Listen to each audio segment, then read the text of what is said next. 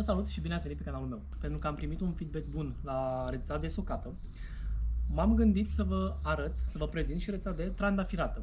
Noi o facem în fiecare an oricum și am zis să vă prezint și rețeta pe care o fac eu. Vă las și linkul în descriere pentru socată. Poate doriți să mai faceți socată. Mai aveți, cred că o săptămână, două, mai găsiți flori de soc, așa că grăbiți-vă. Haideți să mergem să luăm trandafirii. Eu am, cred că, 2 trandafiri de dulceață, doar atât. Restul sunt doar ornamentali. Haideți cu mine.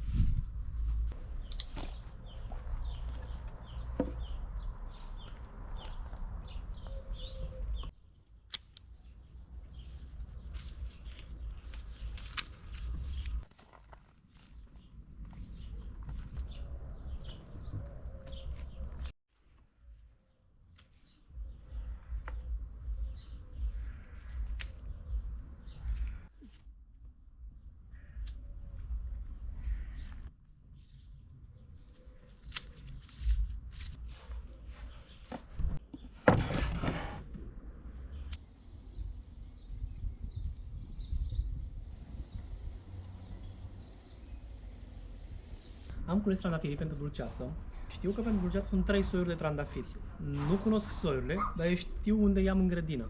Am 3 trandafiri pentru dulceață și știu că sunt cei rozalii și un pic spre portocaliu. Deci să aveți grijă sau dacă nu-i cunoașteți, întrebați pe cineva. Eu le voi scoate întâi petalele și după aceea îi voi spăla. Imediat o să aduc un castron. Și iau fiecare trandafir în parte și aleg petalele cele mai frumoase. Și să aveți foarte mare grijă că pe trandafir, dacă nu i-a stropit sau ceva, și indicat ar fi să nu-i stropiți dacă doriți să faceți trandafirată, mai sunt câteva gâze pe ei.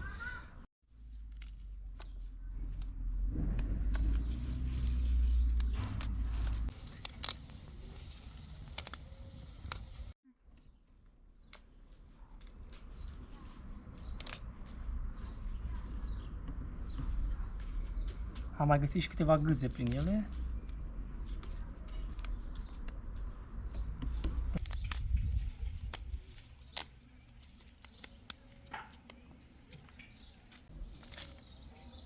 Am terminat de ales petalele de trandafiri.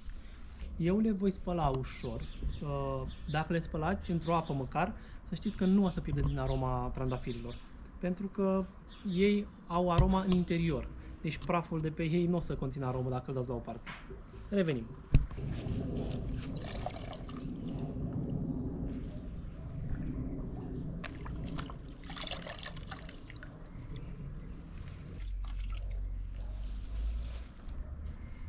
Le-am spălat. Apa e destul de murdară, să știți, pentru că petalele au fost destul de pline de gândăcei mici. Acum, eu folosesc 3 lămâi. Lămâile, iarăși, cum v-am spus și la socată, o să le curăț. O să le curăț ca pe portocale.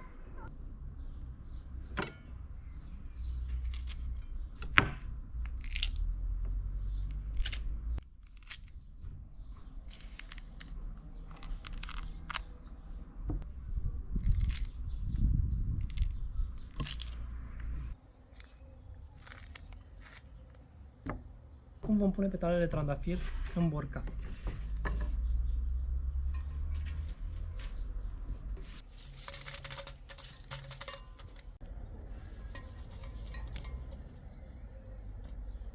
Acum vom tăia felii lămâile.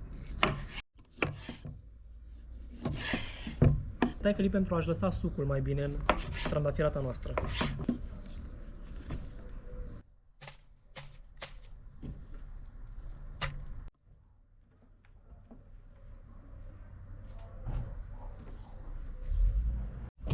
Am pus lămâia și petalele de trandafiri. Acum vom pune o lingură de orez.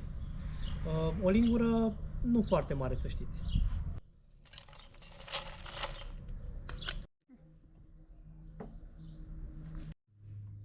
Urmează să punem zahărul. Eu am vasul de 10 litri. La 10 litri voi pune 1 kg de zahăr.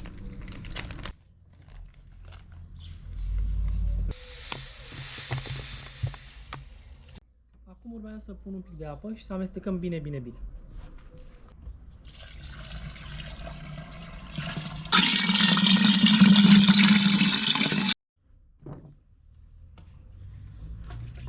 Amestecăm să înceapă să dizolve un pic zahărul și după aceea completăm cu apă. Eu v-am zis, am vasul de 10 litri. La 10 litri am pus 1 kg de zahăr, vreo 10 trandafiri, 10-15 trandafiri pentru dulceață și 3 lămâi. Și foarte important, o lingură de orez.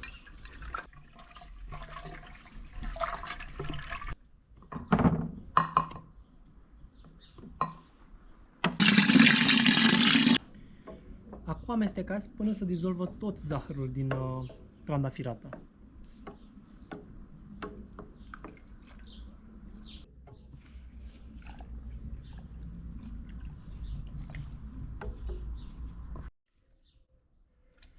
Momentan am terminat. Trebuie acoperită cu farfurie și trebuie să o amestecați în fiecare zi. Eu o las cam 3-4 zile, la fel ca pe socată. Nu o lăsați în soare, pentru că dacă o lăsați în soare o să înceapă să fermenteze foarte repede și o să înceapă să acrească un pic. O lăsați la umbră și mestecați în fiecare zi în ea. Voi pune această farfurie peste și așa o lăsăm. Nu punem nicio greutate pe ea, nu facem nimic. Amestecăm în fiecare zi și o lăsăm la un loc cu umbră, neapărat. Aceasta a fost rețeta de trandafirată. Foarte simplă, la fel ca și socata. O să vă iasă un suc foarte gustos, foarte aromat, dacă respectați această rețetă. Deci v-am spus, 1 kg de zahăr la 10 litri de apă, cam 10-15 trandafiri. Alegeți trandafirii foarte bine, petalele de trandafiri, ca să nu aibă mizerie. Și amestecați în fiecare zi. În următoarele clipuri o să vă arăt și rezultatul acestei trandafirate. Până atunci uitați-vă și la rețeta de socată. Mai aveți cam o săptămână, 2, poate chiar și 3, dacă stați un pic mai spre munte, să preparați acest suc. Și socata se prepară foarte ușor și merită. Eu, de exemplu, o țin acum la congelator și pot să o păstrez câteva luni de zile. Pe aceasta o voi conserva la fel, dar ne vedem în 3-4 zile, o săptămână, la următorul clip cu rezultatul final. Aceasta a fost rețeta de trandafirată. Până la viitoare vă zic o săptămână frumoasă și ne vedem la următoarea rețetă. La revedere!